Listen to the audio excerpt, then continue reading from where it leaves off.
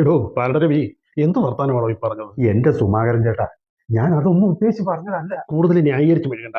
താനൊരു മണ്ഡലം പ്രസിഡന്റ് ആണെന്നുള്ളത് മറക്കണം. ശേ, യുവാക്കളെ കോരിത്തെരിപ്പിക്കുന്നതിന് വേണ്ടി പറഞ്ഞതാ. അതിപ്പോ എങ്ങനെയാവുന്ന ആരറിഞ്ഞു? ഞാനായതുകൊണ്ട് കുഴപ്പമില്ല, പറഞ്ഞു നിൽക്കും. പക്ഷെ ആ CD രതീശനാണെങ്കിലുണ്ടല്ലോ.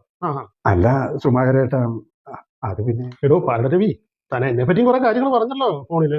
ശേ, സുമാകരേട്ടാ, അത് പിന്നെ എടോ പഞ്ചായത്ത് ഇലക്ഷൻ വരാൻ പോവാ, വളവളാന്ന് പറയപ്പെടുമല്ലോ, അതൊക്കെ ഒന്ന് ചിന്തിക്കണം. എടോ പാലടരവി, താനും ഒരു കാര്യം ചെയ്യും, രാജിവെച്ചു. സുമാകരേട്ടാ, ഒരു സുമാരേട്ടനും ഇല്ല.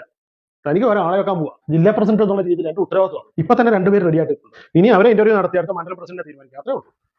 സുമാകരേട്ടാ, എന്നാ പിന്നെ ഇന്റർവ്യൂവിന് മുമ്പ് ഞാൻ ജമഗണഗണോ ഒന്ന് പാടിക്കോട്ടെ? മിണ്ടരുത്, പറഞ്ഞതൊക്കെ മതി. പ്യൂൺ, ആ ഇന്റർവ്യൂവിന് ഒന്നേരം വിളിക്കും. എടോ പാലരവി, താനവിടെ ഇരി. ഇന്റർവ്യൂ നടത്തി എങ്ങനെ ആളുകൾ എടുക്കുന്നത് ഞാൻ കാണിച്ചു തരാം. എടോ പാർട്ടിയാണോ വലുത്, താനത് ആദ്യം മനസ്സിലാക്കും. പാർട്ടിയുടെ ചട്ടക്കൂടിൽ നിന്ന് പ്രവർത്തിക്കാൻ പഠിക്കണം. താനിപ്പോ കണ്ടോ? നേതാവേ, ഞാൻ യൂത്ത് വിങ്ങിന്റെ മണ്ഡലം പ്രസിഡന്റാണ്, ഷിബു കള്ളിക്കാട്ട് ഉടപ്പൻ. നേതാവേ, ഞാൻ യൂത്ത് വിങ്ങിന്റെ മണ്ഡല സെക്രട്ടറിയാ, സാബു തൂക്കുവാലത്തിങ്കൽ. രണ്ടുപേരും ഇരിക്കും. പഞ്ചായത്ത് ഇലക്ഷൻ അടുത്തിരിക്കുകയാണെന്ന് രണ്ടുപേർക്കും അറിയാമല്ലോ അല്ലേ?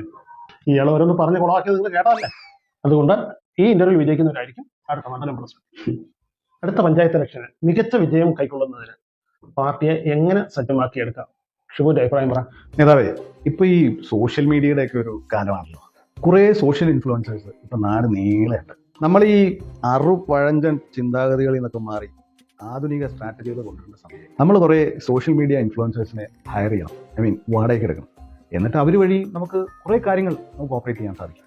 നമ്മൾ ചെയ്യുന്ന ഓരോ ആക്ടിവിറ്റി ജനങ്ങളിലേക്ക് എത്താൻ അവരെ നമ്മൾ ബുദ്ധിപൂർവ്വം ഉപയോഗിക്കണം. അല്ലാതെ വെറുതെ ഇങ്ങനെ ഇരുന്നിട്ട് കാര്യമൊന്നുമില്ല. നേതാവേ, എതിർ പാർട്ടിക്കാരെ നിശിതമായി വിമർശിച്ചുകൊണ്ടും നമ്മുടെ പാർട്ടി ചെയ്യുന്ന ഓരോ കൊച്ചു കാര്യവും ഉയർത്തി കാണിച്ചുകൊണ്ടും ദിവസവും ഒരു 5-6 പോസ്റ്റ് ഇട്ടാൽ മതി. ഇലക്ഷന് മുമ്പ് ജനങ്ങൾ നമ്മുടെ പോക്കറ്റിൽ കിടക്കും. കൊള്ളാം, വെരി ഗുഡ്. ആരുടെ ഏറ്റുപടി നമ്മുടെ പാർട്ടിയെ സജ്ജമാക്കാൻ സാബുവിന്റെ അഭിപ്രായം എന്താ? ഇതൊക്കെ ശ്രമിക്കാം, എല്ലാം നേതാവ് പറയുമ്പോൾ ചെയ്യാം.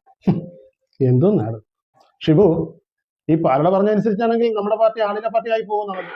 സുമാകരേട്ടാ, നമ്മുടെ പാർട്ടിയുടെ അംഗബലം എങ്ങനെ കൂട്ടാൻ പറ്റും? ഷിബുവിന്റെ അഭിപ്രായം പറ. നേതാവേ, ഒരു പാർട്ടിയെ സംബന്ധിച്ച് ചെറുപ്പക്കാരായ അണികളാണ് അതിന്റെ ശക്തി. ഇതിൽ ഓരോ ചെറുപ്പക്കാരനെയും നമ്മുടെ കുടുംബത്തിലെ ഒരു അംഗത്തിനെ പോലെ കാണുക. അവന്റെ വീട്ടുകാരായിട്ടും കുടുംബക്കാരായിട്ടും അവന്റെ സുഹൃത്തുക്കളുമായിട്ടും നമ്മൾ നിരന്തരം ബന്ധപ്പെടുക. അങ്ങനെ ചെയ്യുമ്പോൾ ആ വ്യക്തികൾക്ക് തോന്നും അവൻ നമ്മുടെ പാർട്ടിയിലെ എന്തോ വലിയ സംഭവമാണെന്ന്, അവൻ വലിയ പുള്ളിയാണെന്നുള്ളൊരു തോന്നല് അവന്റെ മനസ്സിൽ കയറ്റാൻ പറ്റിയാൽ അവൻ ഓടി നടന്ന ആൾക്കാരെ പാർട്ടിയിൽ ചേർക്കും. പിന്നെ അണികൾ നിറയും. ഈ ഓഫീസോ ഇതൊന്നും മതിയാവില്ല. അതുകൊണ്ട് നേതാവേ, ഓരോ അണിക്കും അവന്റെ പ്രാധാന്യം കൊടുക്കണം. ഷിബു, കൊള്ളാം. നീ ഇത്ര നാൾ എവിടെയായിരുന്നു? ഇവിടെ പാലടേ, താൻ എന്തോ പറഞ്ഞ് ഇതില്ലാണ്ടായി പോകുന്നു. കണ്ടു പഠിക്കണോ? കാണു താൻ. ഈ കാര്യത്തിൽ സാബുവിന്റെ അഭിപ്രായം എന്താ? നേതാവേ, ശ്രമിക്കാം, പഠിക്കാം, എല്ലാം സീനിയർ നേതാക്കന്മാർ പറയുന്ന പോലെ ചെയ്യാം. ശ്രമിക്കാം, പഠിക്കാം. തന്നെ ആരാണോ സെക്രട്ടറി ആക്കിയത്? ഷിബു, ഇനി നമ്മുടെ പാർട്ടി താഴത്തേക്ക് പോയി എന്ന് വിചാരിക്കുക, എങ്ങനെ ഉയർത്തിക്കൊണ്ടുവരാൻ പറ്റും? നേതാവേ, ഒരച്ഛൻ എങ്ങനെ സ്വന്തം കുടുംബത്തിന് വേണ്ടി പണിയെടുക്കുന്നോ അതേപോലെ ഞാൻ ഈ പാർട്ടിക്ക് വേണ്ടി പണിയെടുക്കും. നേതാവേ, എനിക്കറിയാം എൻ്റെ ഭാവി എന്ന് പറയുന്നത് ഈ പാർട്ടിയാണ്. ഈ പാർട്ടിയിൽ ഞാൻ എങ്ങനെ വർക്ക് ചെയ്യുന്നു എന്നുള്ള അനുസരിച്ചിട്ടിരിക്കും എൻ്റെ ഭാവി. അല്ലാതെ ഇവിടെ ചിലർ വിടുവായിത്തരം പറഞ്ഞ പോലെ ആയിരിക്കില്ല. അതുകൊണ്ട് അങ്ങനെ ഒരു ക്ഷീണം നമ്മുടെ പാർട്ടിക്കുണ്ടായാൽ ഞാൻ എൻ്റെ സ്വന്തം കുടുംബം പോലെ കണ്ട് പണിയെടുക്കും.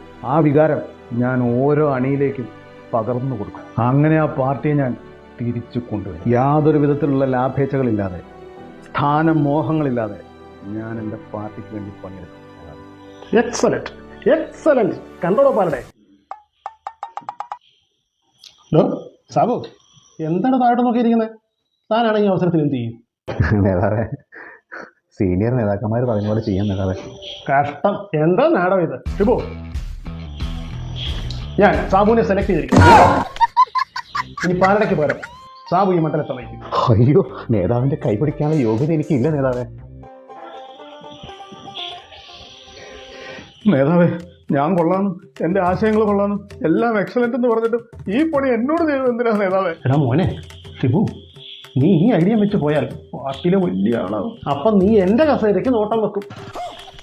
ഇവനാകുമ്പോൾ അങ്ങനെ ഒരു ശല്യമേ ഉണ്ടാവില്ല.